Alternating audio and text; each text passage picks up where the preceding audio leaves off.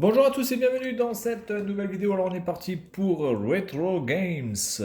Donc c'est un pack de jeux rétro. Alors, je sais pas combien il y en a, on va déjà regarder le nombre de jeux qu'il y a. Et je ne sais pas si c'est sur l'eShop, j'imagine que ça va être sur l'eShop ou alors ça a été fait par des fans qui ont fait ce pack là, j'en sais rien. Vous verrez bien sur l'eShop s'il y est. En tout cas, donc on peut jouer à deux, voilà, très bien. Donc on a le Pong, sur une sorte d'Atari qui ne dit pas son nom. Ça c'est quoi? C'est un pendu? Non, c'est pas un pendu parce qu'un pendu il faudrait des. Je pense que ça va être un tic-tac-toe, ça va être un morpion. Et ça c'est le Snake. Donc en fait on a trois jeux. Ah ouais, on a trois jeux en fait. Ouais, c'est quand même très limité les gars. Donc on va partir sur le Snake. Alors on va mettre la speed. Alors attendez. On va mettre au maximum. Parce que Box Campaign, oh putain, classique Box Campaign, bon, on va mettre le classique. Ok, déjà ça commence bien, voilà, allez, on prend le rythme. Alors là, je parle d'un temps que les moins de 25 ans ne peuvent pas connaître, hein, parce que Snake, c'était sur les Nokia, alors notamment les Nokia 3310 les plus connus, mais bon, c'était sur d'autres modèles de chez Nokia, on va dire début des années 2000. Donc voilà, si vous avez moins de 25 ans, vous n'avez pas connu ça en live. Vous avez connu ça peut-être après dans les émissions de rétro, gaming, etc. Mais vous n'avez pas connu ça à son époque.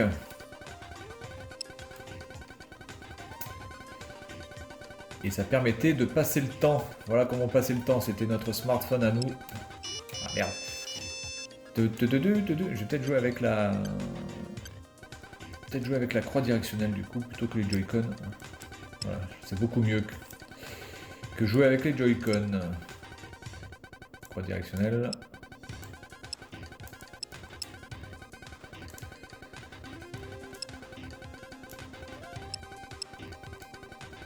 Alors, le Nokia 3310, pour ceux qui ne connaissent pas ce modèle de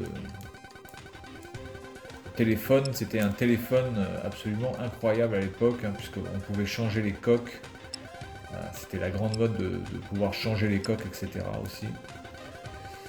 C'était un téléphone merde, c'était un téléphone qui avait une batterie qui tenait quasiment une semaine, hein, donc ça n'existe plus aujourd'hui, les batteries d'une semaine, n'est-ce pas? Allez, un petit Pong.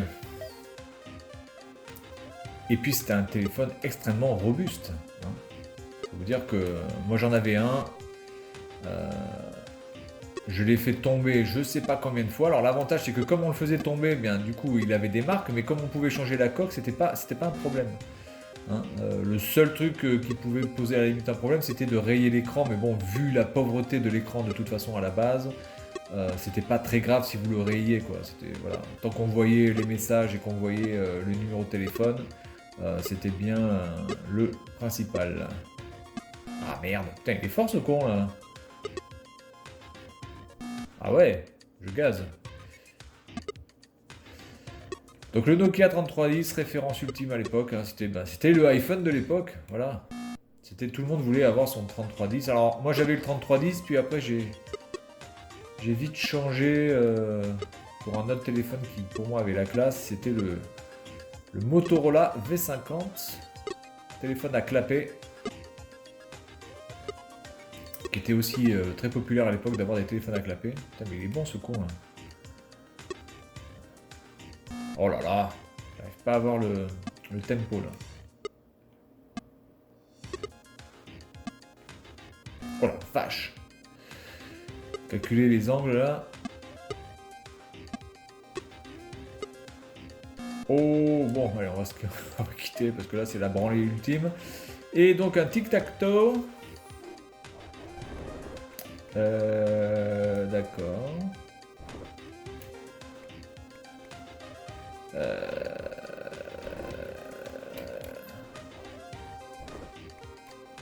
Bon allez, c'est mort. Hop. Ah, après on passe sur un 4-4, d'accord en fait, d'accord. Donc on grandit le. On grandit le bazar.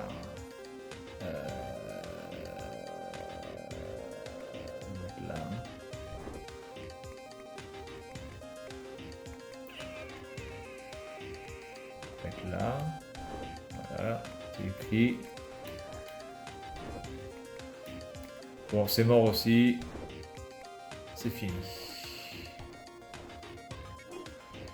Ah oui, donc là, ça va être un peu plus intéressant. Donc, il faut en faire 4.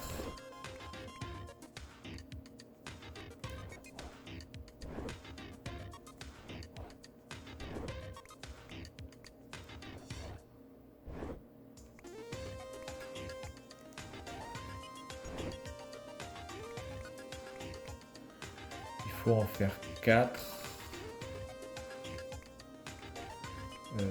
Attendez, lui il est comment? Il est comme ça. Si je lui laisse... Non, c'est bon, je pense que je peux encore faire ça. Ah.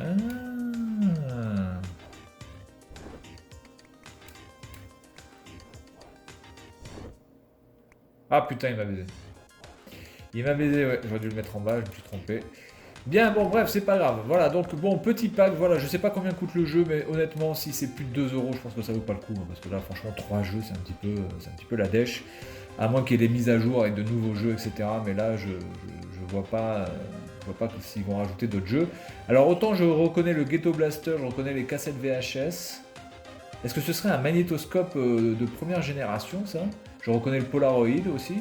Donc ça va être un magnétoscope, ça. Alors vraiment les premiers magnétoscopes, hein.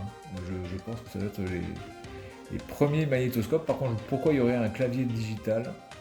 Ça ressemble aussi un petit peu au premier décodeur de Canal+. Grosse boîte aussi, là, avec un clavier digital où il fallait rentrer un code chaque mois pour pouvoir avoir accès à Canal+. Bref, bon, voilà, on va s'arrêter là. Retro Games sur Switch.